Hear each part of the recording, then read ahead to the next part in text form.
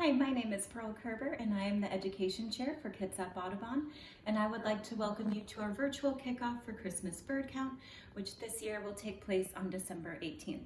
We have more information on how to get involved with our Christmas bird count at kidsupaudubon.org and in our monthly newsletter, The Kingfisher. I would like to share with you the book Bird Count, written by Susan Edwards Richmond, illustrated by Stephanie Visor Coleman. I shake Mom in the dark. Wake up, sleepyhead. It's bird count day. One Sunday each winter, we take part in a bird census called the Christmas bird count. On this day, we go out and count every bird we see or hear. Mom says helping with the bird count makes us citizen scientists. Citizen scientists are ordinary people who do real science research. We aren't the only ones either. Today, from the far north of Canada, all the way down to Antarctica, people are counting birds. Bundled up, Ava, Mom says. It's cold outside. I find my fuzzy hat and my warmest coat. I'm glad we're not birding in Antarctica. Knock, knock. It's Big Al. He's our team leader, and there are 10 teams in our count circle. Each team counts the birds in one area. Our team follows the same route every year. Fields, woods, wetlands, neighborhoods, even the center of town. You never know where you'll find birds. Hey Ava, Big Al says. What are the rules again? He knows I know them, but he tests me every time. Count every bird you see or hear, I tell him. Make sure at least 2 people see or hear it, and don't count any bird twice.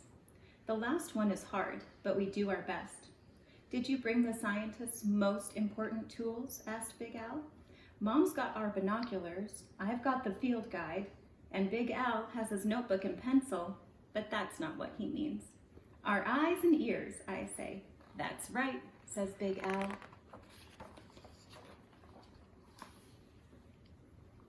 It's still dark when we get out into the driveway. I roll down my window and hear an owl. Who's awake? Me too, it calls. We can't see it, but we all hear it, so it counts. Why don't you take the tally today, Ava? Big Al hands me the notebook. I look at Mom and smile. This is my first time. I write Great Horned Owl at the top of a page and make a single mark.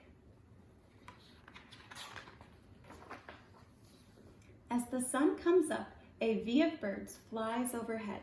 Long necks, slow wing beats. Canada geese flying over. I make 4 up and down slash marks and 1 across for a bundle of 5. That's the way to tally, says Big Al.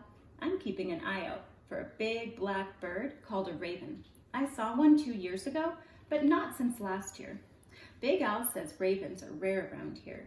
I hope we see mine again today. Let's check out this field, Big Al says, shooing us from the truck. It's freezing, but birds don't mind. 8 small birds dip and glide right at us, then veer away.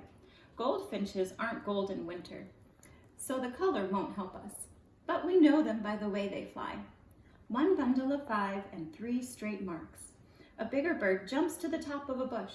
I lose sight of it for a moment, then it flaps away in a flash of gray and white, mockingbird markings. But Mom and Al miss it, so it doesn't count.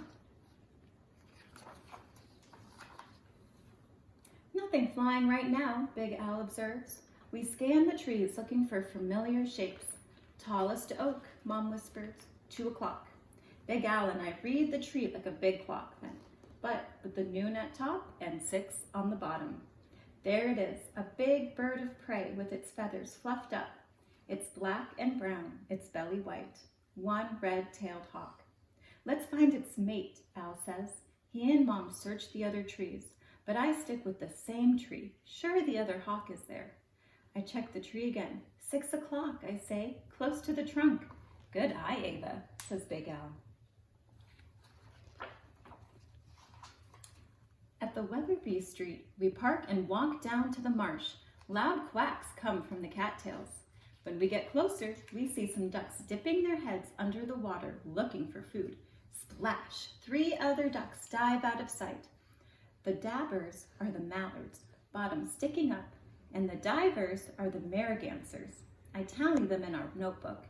Everything's quiet for a while. Then we spot a quiver in the tall reeds. A hungry great blue heron stretches its long neck, on the lookout for tasty fish. My stomach growls. Scientists get hungry too. As we head to lunch, we see a line of cars stopped ahead. Big Al stamps on the brake. I crane my head out the window to look. A flock of wild turkeys block the street between Crosby's Gas and Bagel Bin. We count. It's a big number, so I write 17 on the page and circle it. While we wait for the traffic to start moving again, we count starlings in the trees. I count 11. Mom gets 12, but Al counts 13. I take the average of the 3 and circle the number 12. Stomachs full, we drive through several neighborhoods. We're looking for feeders where birds gather. Stop, I say. There's one with cardinals, blue jays, juncos. Wait, isn't that a brown creeper on that tree? Its feathers look just like bark. You're getting good at this, says Big Al. I see a squirrel and a chipmunk too, but they don't count.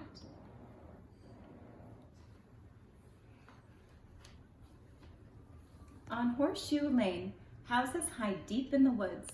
Someone reported seeing an ovenbird here last week. Big Al says the ovenbirds usually fly south to Central America before now. As scientists, we need to investigate. We make psh sounds to bring out the ovenbird. Psh, psh, psh.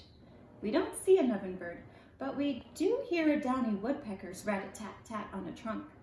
Several little chickadees cock their heads at us. We're miles from our last chickadee, so these go on the list too. Psh, psh. Still no ovenbird. We hear a sound like a cat's meow. Then we see it, a gray bird with a flicking tail. It's a catbird.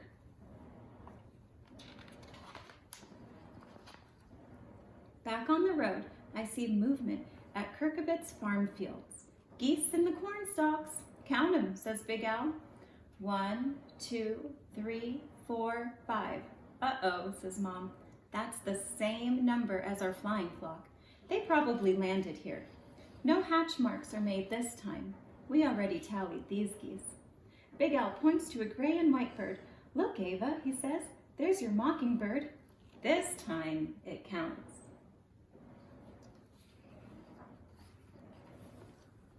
As the sun sets, we pull into my school parking lot.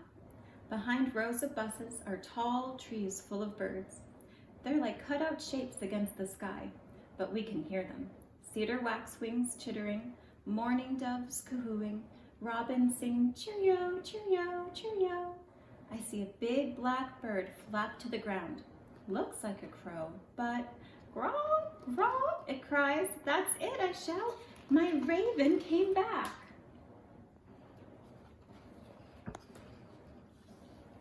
Too dark now to bird, but not too dark for a party. Potluck, hot chocolate, firelight. We meet up with our other team in the count circle and share what we saw. Big Al gives our tally to the circle chief. She reports it for all 10 teams. I love being a citizen scientist. Maybe someday I will go birding in Antarctica on a bird count. I wonder what birds I'll find there. Thank you for joining me.